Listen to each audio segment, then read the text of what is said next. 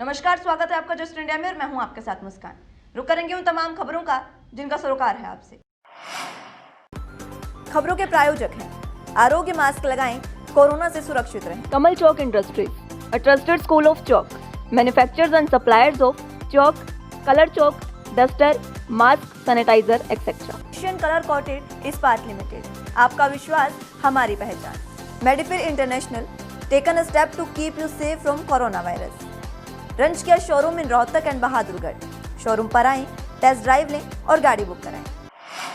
चलिए तो बुलेटिन का आगाज इस वक्त की बड़ी खबर के साथ करेंगे। इस वक्त की बड़ी खबर बता दें आपको, किसान आंदोलन लगातार उग्र होता जा रहा है और इसी के मद्देनजर योगेंद्र यादव से गुरनाम सिंह चढ़ूनी ने मुलाकात की है। गुपचुप तरीके से उनकी ये मुलाकात हुई, जिस पर सरकार के खिलाफ रणनीति बनाई गई है और ये प्रदर्शन जो है वो और उग्र हो सकता है, ये कयास लगाए जा रहे हैं। बड़ी और अहम खबर इस वक्त की, गुरनाम सिंह चढ़ूनी ने योगेंद्र यादव से गुपचुप तरीके से मुलाकात की है। बता दें आपको, योगेंद्र यादव जो कि नेता है, उन्होंने किसानों का समर्थन किया था, जिसमें उनकी गिरफ्तारी भी हुई थी। उनको गिरफ्तार कर लिया गया था इसी प्रदर्शन में और उसके बाद गुरनाम सिंह चढ़ूनी की उनसे इस तरह से गुपचुप तरीके से मुलाकात, कई कयासों का दौर इसमें शुरू कर दिया है।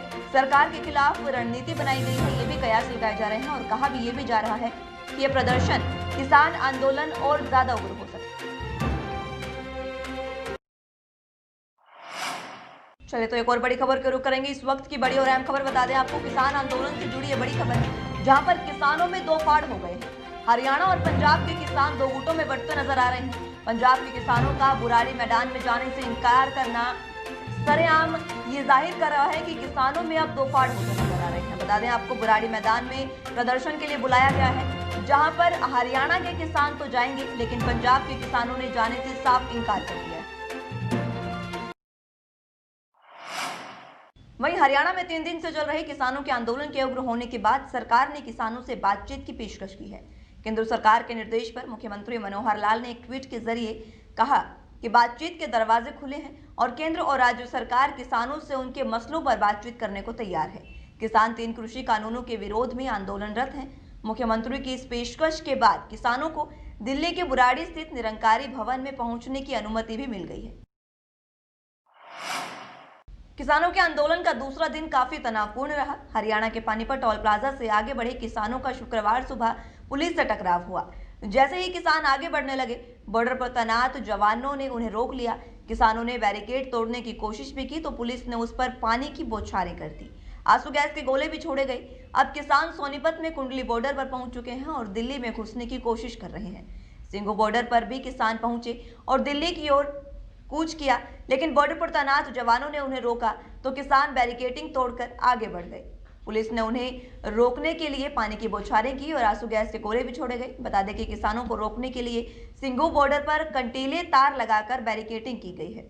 वहीं किसानों का कहना है कि हम शांतिपूर्ण तरीके से विरोध कर रहे हैं, दिल्ली में भी हम शांतिपूर्ण तरीके से घुसेंगे। भारत देश में सभी को अपनी बात रखने का अधिकार है। वहीं केंद्रीय कृषि मंत्री नरेंद्र सिंह तोमर ने आंदोलन खत्म करने की अपील करते हुए कहा था कि 3 दिसंबर को उनसे बात की जाएगी, लेकिन निमंत्रण ये ठुकरा दिया गया। केंद्र सरकार के नए कृषि कानूनों का विरोध कर रहे किसानों को दिल्ली में घुसने की इजाजत मिल गई है, लेकिन किसानों से शांति और व्यवस्था बनाए रखने की अपील की गई है। अब किसान दिल्ली में निरंकारी समागम मैदान में धरना प्रदर्शन कर सकते हैं। वहीं केंद्र सरकार के इस फैसले का कैप्टन अमरिंदर सिंह ने स्वागत किया है। साथ ही उन्होंने केंद्र सरकार से बातचीत करके मामले का हल निकालने की भी अपील की है। वहीं किसान अभी भी रास्ते में हैं और दिल्ली पहुंच रहे हैं। हालांकि उन्हें रोकने के लिए नाका लगाया गया है, लेकिन किसान बाधाओं को पार करके आगे बढ़ रहे हैं। गुरुवार की सुबह शुरू हुई दिल्ली चलो आंदोलन पहले अंबाला में रोका गया और फिर कुरुक्षेत्र में, जहां किसानों और पुलिस में जमकर टकराव हुआ।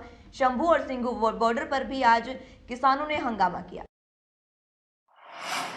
इनेलो महासचिव और विधायक अभय सिंह चौटाला ने कहा कि किसानों के ऊपर किए गए अत्याचारों की कीमत गठबंधन सरकार को चुकानी पड़ेगी।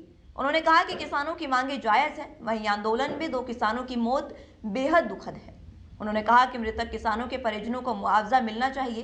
पूरे प्रदर्शन को देखते हुए अभय चौटाला ने सरकार से कहा कि आंदोलन में अपनी जान गंवाने वाले किसानों को सरकार 1-1 करोड़ का मुआवजा और सरकारी नौकरी दे।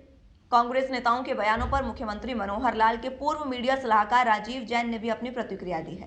उन्होंने कहा कि कांग्रेस और इनेलो किसानों के कंधों पर बंदूक रखकर अपनी राजनीति के लिए उनका इस्तेमाल कर रही है। किसानों को यह बात समझने की जरूरत है।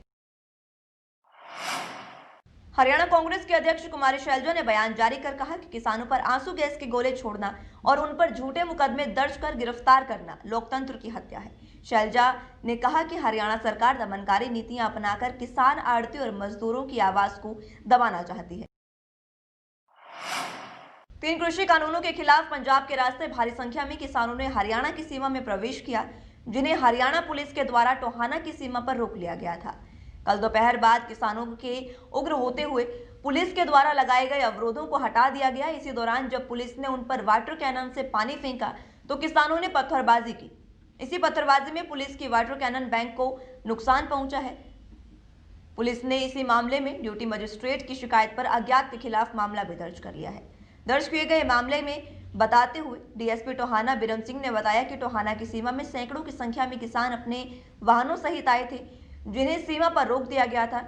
लेकिन दोपहर बाद कुछ शरारती तत्वों के द्वारा अवरोधों को हटाते हुए सरकारी संपत्ति को नुकसान पहुंचाया गया। पुलिस ने इस मामले में ड्यूटी मजिस्ट्रेट की शिकायत पर मामला दर्ज कर लिया है। जो है नौजवान, कुछ उनमें शरारती तत्व भी इकट्ठे हो जाते हैं। 2,500-3 हज़ार आदमी इकट्ठा हो गया था, जिन्होंने जो है लगभग 2:30 बजे जो है वो बैरिकेड तोड़ डाले और जो हमारी वजरा थी जिससे हमने पानी की बौछारें डालने की कोशिश की थी, उसको जो है पत्थर मार के किसी शरारती तत्व ने शीशा तोड़ दिया था और बैरिकेटिंग तोड़कर जो है वो आगे बढ़ गए थे।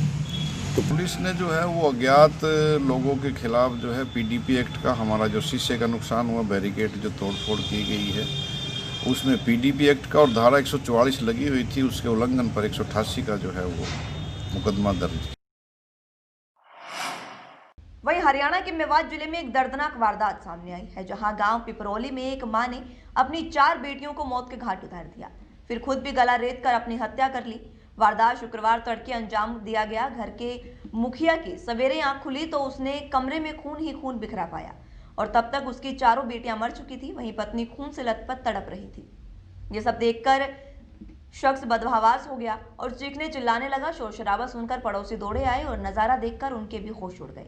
पड़ोसियों ने ही मामले की सूचना पुलिस को दी। खबर मिलते ही गांव के लोग मौके पर इकट्ठा हो गए। एसपी नरेंद्र सिंह बिजारनिया भी दल बदल के साथ मौके पर पहुंचे और शवों को कब्जे में लिया है। आरोपी मां को भी इलाज के लिए अस्पताल पहुंचाया गया, जहां उसकी हालत नाजुक बनी हुई है। पुलिस ने मृतक बच्चियों के पिता खुर्शीद के बयान के आधार पर आरोपी मां के खिलाफ हत्या का मामला दर्ज कर लिया है। पुलिस टीम अपनी कार्रवाई कर रही है। वहीं गांव में मातम पसर चुका है। खबरों के प्रायोजक थे Shri Shyam plywood and lamination, वेंसफिल अपरेड्स love, boiling water proof plywood, SCF 48, Huda complex, Rohtak. Kamal Chowk industries, a trusted school of chalk, manufacturers and suppliers of chalk, color chalk, slate pencil, duster, dustless chalk, housekeeping material, mask, sanitizer, hand wash. Office number 201, first floor, town centre mall, D park, model town, Rohtak. Corona महामारी से लड़ने के लिए आरोग्य mask लाया है आपके लिए सबसे आधुनिक मास्क। इसके साथ ही आपको मिलेगी आधुनिक PPE किट, वो भी बहुत ही सस्ते रेट पर। contact@arogyamask.com पर जाएं और हमसे संपर्क करें या फिर www.arogyamask.com से जुड़ें। इसके साथ ही आप हमें कॉल कर सकते हैं। हमारा पता है Anand international, plot number 181, Panipat, Haryana.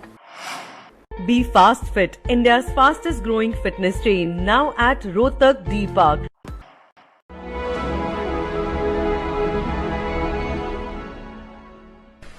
चाचा, आपने नया घर बनवाया है तो घर की छत पर कौन सी शीट लगवाई है?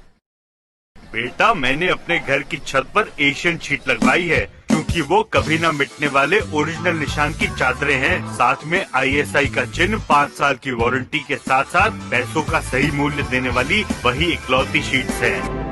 क्योंकि नाम नहीं, पहचान जरूरी है। फिलहाल के इस बुलेटिन में इतना ही। जुड़े रहिए जस्ट दुनिया के साथ। नमस्कार।